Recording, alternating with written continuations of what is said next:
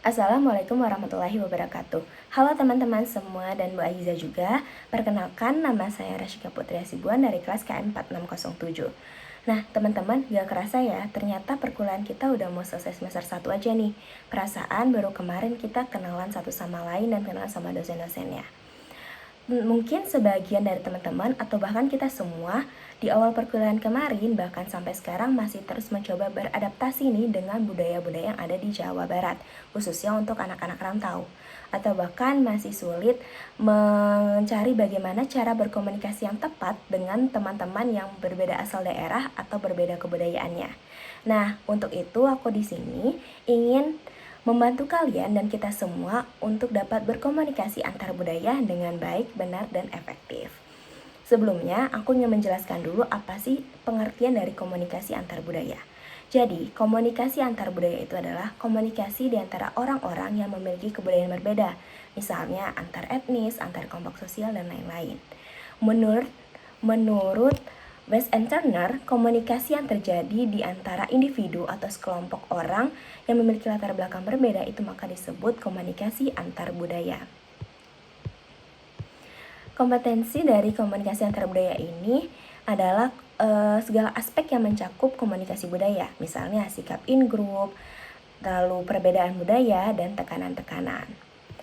Lalu membahas budaya. Budaya itu sendiri sebenarnya merupakan pola atau gaya hidup yang berkembang di sekelompok orang dan diturunkan dari generasi ke generasi selanjutnya. Budaya ini diturunkan ke generasi selanjutnya melalui komunikasi dan bukan secara genetika, sehingga itu mengapa setiap daerah memiliki kebudayaan yang berbeda-beda. Setelah membahas pengertiannya, maka sekarang kita bahas ke fungsi dari komunikasi antar budaya ini. Yang pertama sebagai fungsi pribadi. Nah, fungsi pribadi ini maksudnya dapat menambah pengetahuan, wawasan, serta membantu kita menempatkan diri. Maksudnya adalah dengan mempelajari komunikasi antar budaya, kita dapat berkomunikasi dan berinteraksi dengan baik dengan orang-orang yang berbeda kebudayaan, sehingga kita dapat menambah wawasan kita tentang kebudayaan apa saja yang ada di sekitar kita, serta juga dapat membantu kita menempatkan diri apabila kita berada di sebuah lingkungan dan kebudayaan baru. Selanjutnya, fungsi sosial.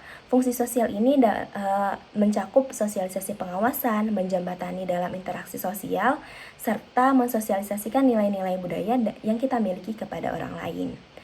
Lalu selanjutnya ada menyatakan identitas sosial. Dengan komunikasi antar budaya, kita dapat menunjukkan identitas kita. Contohnya, misal kita dari mana, apa saja budaya yang kita miliki, dan nilai-nilai yang kita miliki. Selanjutnya yaitu menyatakan integrasi sosial. Dengan mempelajari komunikasi antar budaya dan mempraktekkan dengan baik, maka kita dapat menyatukan berbagai macam perbedaan-perbedaan yang ada, sehingga dapat menciptakan persatuan sosial. Dan komunikasi antar budaya juga dapat membuat hubungan interaksi yang harmonis dan selaras, karena dapat menyatukan berbagai macam perbedaan-perbedaan budaya yang dimiliki. Nah, teman-teman, perbedaan budaya itu ternyata tidak hanya sekedar antar etnis, antar kelompok sosial, atau perbedaan ras, suku, tapi ada juga beberapa perbedaan lainnya, seperti power distance atau jarak kekuasaan, budaya maskulin dan feminin, budaya konteks rendah dan konteks tinggi, individualis dan kolektivis, serta extrovert dan introvert. Yang akan kita bahas pertama kali adalah power distance atau jarak kekuasaan. Power distance ini memiliki dua bagian. Yang pertama high power distance dan low power distance. High power distance ini lebih memfokuskan pada kekuasaan serta sering dianggap tegas dan dipandang negatif. Sedangkan low power distance ini lebih fokus pada keseluruhan penduduk, persamaan hak, dan cangkupannya luas meskipun sering diragukan karena tidak menggunakan kekuatan kekuasaan. Lalu selanjutnya maskulin dan feminin. Maskulin dan feminin ini tidak hanya sekadar jenis kelamin antara laki-laki dan perempuan, namun juga tentang cara berpikir yang berbeda antara maskulin dan feminin. Dalam budaya maskulin, laki-laki itu seringkali dianggap kuat, tegas, dinilai berdasarkan kesuksesan material, serta harus menyelesaikan masalah dengan kekerasan. Sedangkan feminin, perempuan itu lebih difokuskan pada kualitas hidup, sosialisasi, rendah hati, sopan, menggunakan win-win solution, dan bahkan seringkali dituntut untuk memiliki hati yang lemah lembut dan berparas cantik. Selanjutnya kita membahas perbedaan budaya individualis dan kolektivis. Perbedaan ini berdasarkan pada cara berpikir. Individualis biasanya lebih berpikir untuk mengutamakan dirinya sendiri, sehingga ia lebih berorientasi dan bertanggung jawab pada dirinya sendiri dan mengutamakan kompetisi. Sedangkan kolektivis lebih mengutamakan kerjasama karena menjunjung tinggi nilai-nilai kedermawanan, tradisional, dan keharmonisan, sehingga lebih mementingkan kepentingan anggota kelompoknya. Yang selanjutnya adalah budaya konteks tinggi dan konteks rendah. Dalam perbedaan konteks tinggi dan konteks rendah ini membahas bagaimana cara masing-masing budaya dalam berkomunikasi. Budaya konteks tinggi biasanya lebih memfokuskan pada cara komunikasinya, yaitu di mana lebih banyak menggunakan basa-basi, emosi, dan juga sering digunakan dalam komunikasi non-formal karena tidak langsung.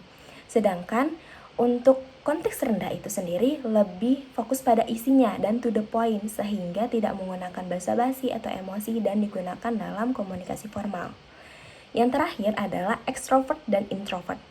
Perbedaan budaya dari extrovert dan introvert ini dapat kita lihat dari kepribadian dan kegiatan masing-masing individu. Yaitu contohnya misal ekstrovert itu lebih banyak beraktivitas, berkegiatan, lebih banyak berbicara, sedangkan introvert lebih tenang, lebih mengamati, dan lebih banyak mendengarkan.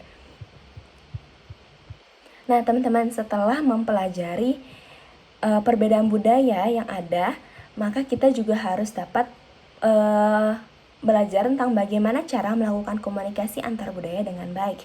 Yang pertama caranya adalah menerapkan perilaku komunikasi yang suportif. Nah, komunikasi yang suportif ini dapat dilakukan dengan memiliki sikap empati, sehingga kita dapat memahami pendapat orang lain dari sudut pandang yang berbeda. Selain itu, kita juga dapat mengikuti kebudayaan yang dimiliki oleh orang lain. Selanjutnya yaitu meningkatkan kepekaan terhadap keberagaman. Dengan meningkatkan kepekaan terhadap sebuah keberagaman, maka kita dapat melakukan komunikasi kita dengan baik. Karena apabila kita merasa peka dan sadar terhadap perbedaan yang kita miliki, maka komunikasi kita dapat berjalan dengan lancar. Selanjutnya, menghindari stereotip, yaitu jangan sampai saat baru pertama kita bertemu kita langsung mengambil kesimpulan dari bagaimana orang tersebut berbicara atau dari luarnya saja, padahal kita belum tentu tahu bagaimana orang tersebut aslinya. Selanjutnya, menghindari etnosentrisme. Jangan sampai dalam melakukan komunikasi antar budaya itu kita mengunggulkan budaya kita sendiri dan bahkan malah menjatuhkan budaya orang lain. Dan itu yang disebut dengan etnosentrisme. Percayalah bahwa setiap budaya itu memiliki kelebihan dan kekurangannya masing-masing. Nah, sekian dari saya. Salah satu quotes yang saya ambil dari Edward T. Hall yaitu communication is culture and culture is communication. Kurang lebihnya mohon maaf. Terima kasih. Wassalamualaikum warahmatullahi wabarakatuh.